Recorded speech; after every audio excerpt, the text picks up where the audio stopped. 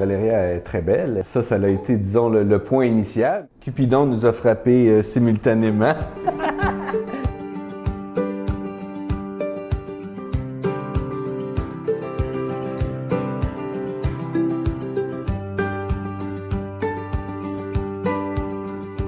Je trouvais que c'était une fille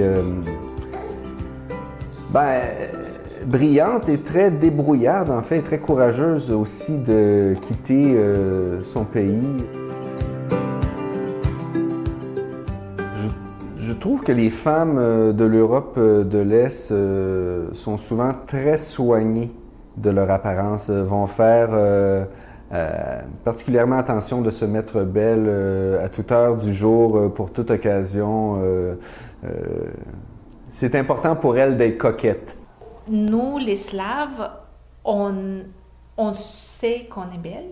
On a une autre façon d'être. On est plus... on s'accepte qu'on est féminine et on ne va pas... La féminité n'est peut-être pas perçue de la même façon. Je trouve que la différence, peut-être les femmes ici sont plus féministes, sont plus... on est aussi indépendantes, mais c'est de différentes façons. D'un point de vue physique, je dirais qu'elles sont très racées, elles ont une beauté particulière, due probablement au mélange des nationalités qui les ont forgées. Par exemple, Valéria a 8 nationalités différentes dans son sang, donc on arrive avec une physionomie très unique et très particulière qui, moi, personnellement, me plaît beaucoup. Ils sont également très attachés aux traditions. Alors, comme l'ex-Union soviétique au complet a une histoire qui s'étale sur plusieurs siècles, ça vient avec un ensemble, un bagage de traditions très important auquel Valéria tient et des traditions aussi qu'elle veut et qu'elle implante en fait dans notre cellule familiale à nous, à la maison. Ça, c'est quelque chose qui pour moi est différent. Des valeurs familiales très fortes, en fait, aussi. Par exemple, elle va parler avec ses parents en Moldavie à chaque jour, pratiquement, via Skype ou via des courriels, etc., pour les tenir à jour de tout ce qu'on fait, de toutes les activités qu'on fait. Donc, ils sont vraiment très présents, nonobstant la distance. Je dirais qu'ils sont très présents dans notre famille. Moi, je trouve que je suis dans la position de pouvoir bénéficier des meilleurs des deux cultures. Je trouve que ici, ce qui j'aime beaucoup, c'est très ouvert. Valéria a ses références culturelles, moi j'ai les miennes. C'est très agréable de pouvoir partager là-dessus à plusieurs niveaux. D'un point de vue culinaire, je dirais que les plats que Valéria me présente, qu'elle cuisine, qui sont des plats traditionnels russes, sont très savoureux. Et il y a des similitudes aussi dans le sens de l'humour, par exemple.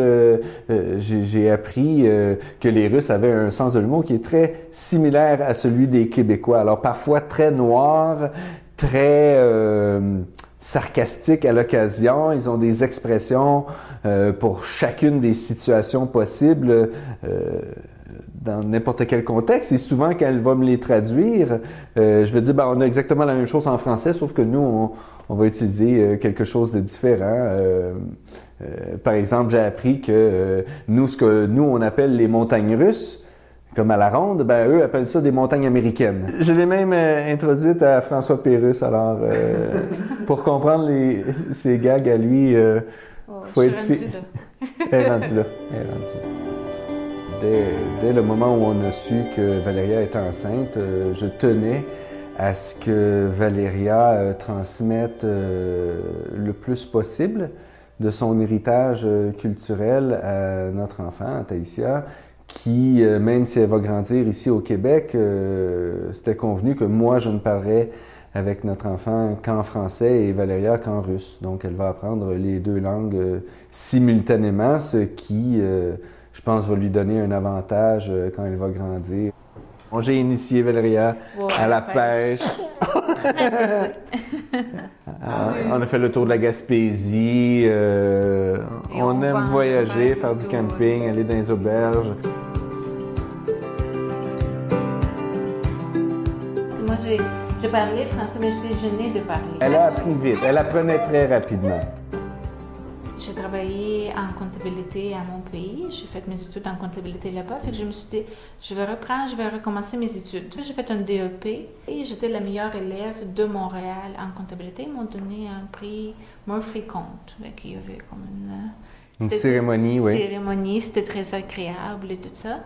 Et après, j'ai fait mon stage aussi avec la même école. Et l'employeur m'a gardée. Ils m'ont offert le job, le poste où j'ai fait mon stage. J'ai fait un bon choix de venir ici et je trouve que ça m'a... j'adore tout. Je suis très... j'apprécie beaucoup et je peux comparer les deux et c'est sûr que Québec gagne. Je trouvais ça très intéressant, très facile. En fait, c'était la première fois que j'avais voyagé beaucoup dans le passé en Europe. Et dans le sud, c'était la première fois que j'allais du côté des pays de l'Est et j'étais agréablement surpris de la qualité des restaurants, de l'hébergement, excellente bouffe, pas cher, excellente boisson, pas cher. J'ai rencontré les parents de Valéria et son frère et ses amis et ses références. Tout le monde était vraiment très accueillant et très curieux aussi. Personnellement, je ne me suis pas senti en danger. À aucun moment là, du jour ou de la nuit quand je suis sorti, j'étais... non, pour moi, c'était sécuritaire. On vient tout juste d'avoir un bébé qui, fort probablement, sera le premier d'une série de 2. On va avoir 2 enfants. On va acheter quelque chose ensemble aussi, un condo ou un duplex, ou acheter de l'immobilier, en fait. Et puis, continuer, en fait, à progresser dans notre couple comme on le fait depuis le début de notre relation. On est passé à une autre étape complètement où est-ce que je peux me dire, ben oui, on peut avoir une dispute à l'occasion, on peut être pas d'accord sur un point, mais ça ne signifie pas nécessairement la fin de notre relation. C'est quelque chose qu'on doit travailler et qu'on doit, arriver à une solution proactive, à une résolution de conflit. Et ça,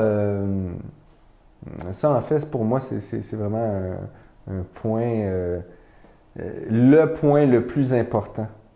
C'est que toi, tu as travaillé le plus depuis qu'on est ensemble. Ouais. Et je pense que Valéria m'a apporté ça de par son héritage de ses